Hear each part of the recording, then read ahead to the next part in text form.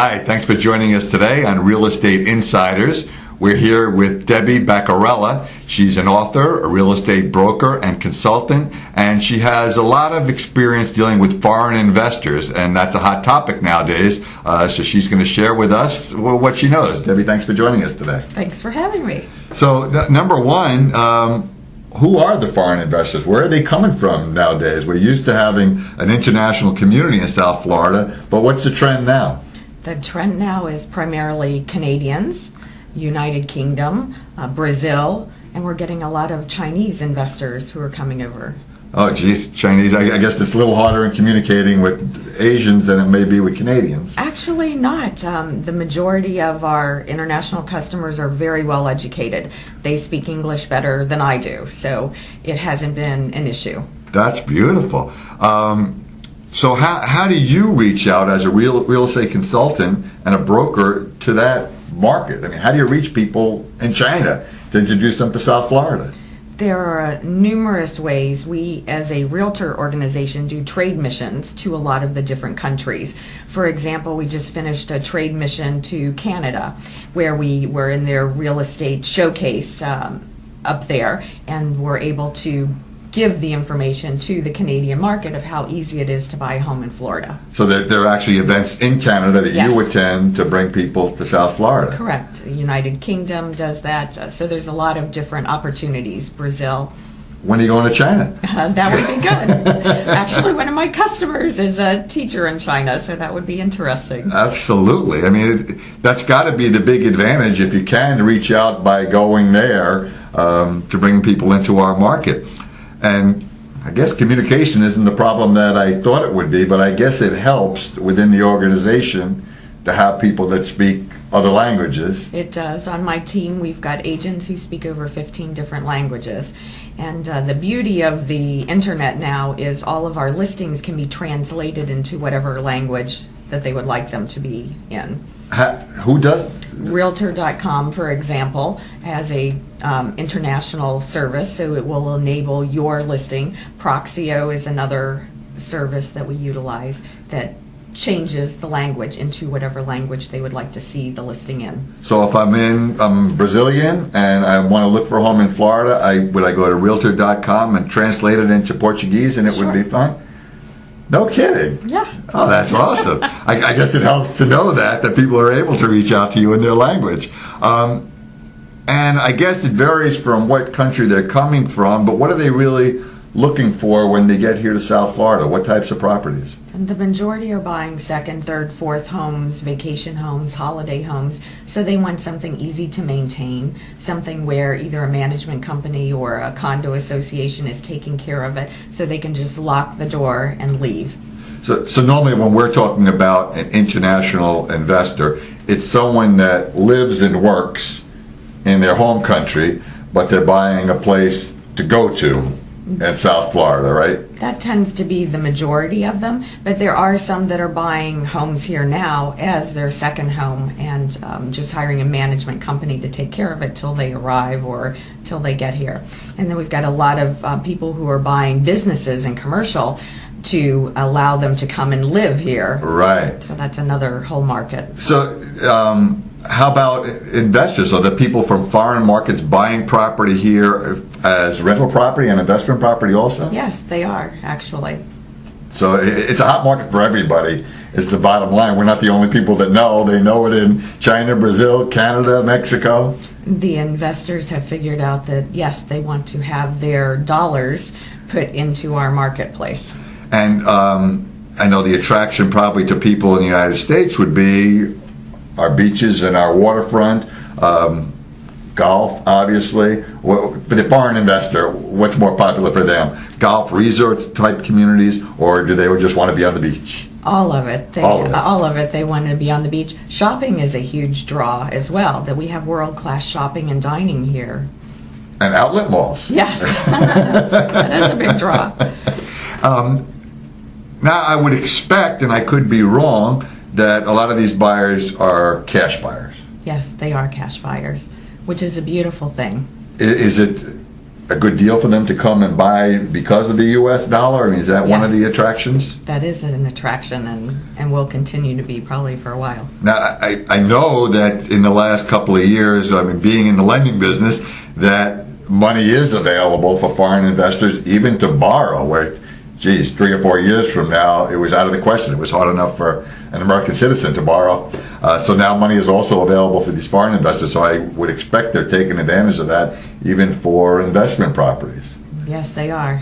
So any idea on what percentage of the market these people take up in South Florida? Well, just the Canadian buyers take up over 30% of our market. Really? So it's pretty amazing. I don't think anyone would have guessed that. Now, 30% of our, I guess, vacation and second home Sales. Market would make more sense. Wow. And the other thing is, because we have all our international airports, it's so easy to get here from just about any country. So that's a big plus as well, that we're an easy destination to get here. So easier than, I guess, secondary destinations would be California. I guess if they like Metro in New York, a big international community, and Miami. I really think that it's different here in our area in South Florida, is that it's not a big cosmopolitan area, but it sounds like they're getting what they want. Well, I think we are a cosmopolitan area. I think we are very diverse, and there's just so much to offer. So that's the other key attraction for the international buyers, that no matter what they're looking for, we have it, whether it be the boating, the fishing, the shopping, the dining, the arts, the culture, it's here. Now, why would you say that now is the time for those buyers? Our prices are historically still low, even though the prices are going up. As we speak, they just keep increasing, and our inventory is dwindling. It's still a buyer's market. Do you think that the international buyer is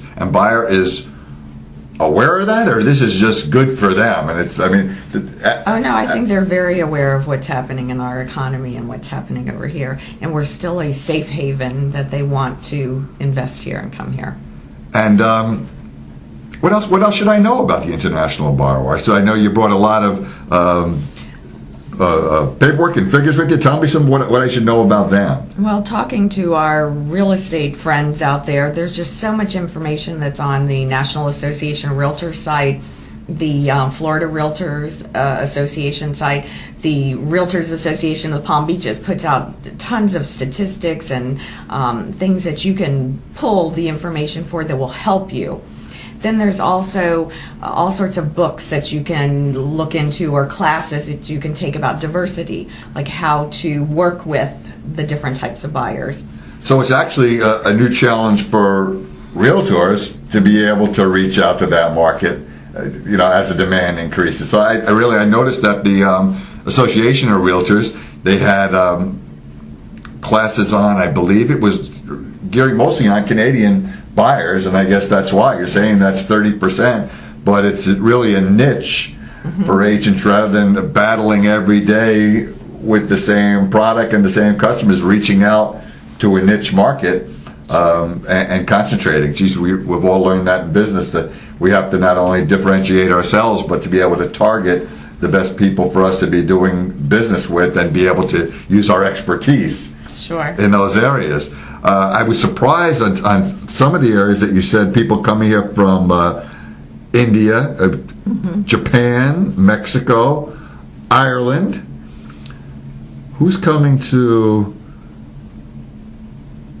Well, it looks like Los Angeles and New York are the second and third most popular destinations, other than Florida. And the major metropolitan areas. But what we've done is prepare a team. So we have the mortgage people like yourself, the attorneys who can help them through the entire transaction. So when they contact me as a real estate professional, I can guide them through the entire process. Well, you just brought something up when you said attorneys. What type of documentation does the buyer have to be able to buy a home here? Well, sometimes it depends on their situation, but they might be better off starting a United States corporation to purchase the property in the corporate name. And visas? That could all be affected, and depending upon, they may come here and choose to buy a home, buy a business in order to get their visas to come into the country. Right. I mean, that's going to be a whole nother show. Is that program about if you invest in businesses here? It's sort of like a short track, right, to citizenship and owning property. And exactly. We'll have to save time for that.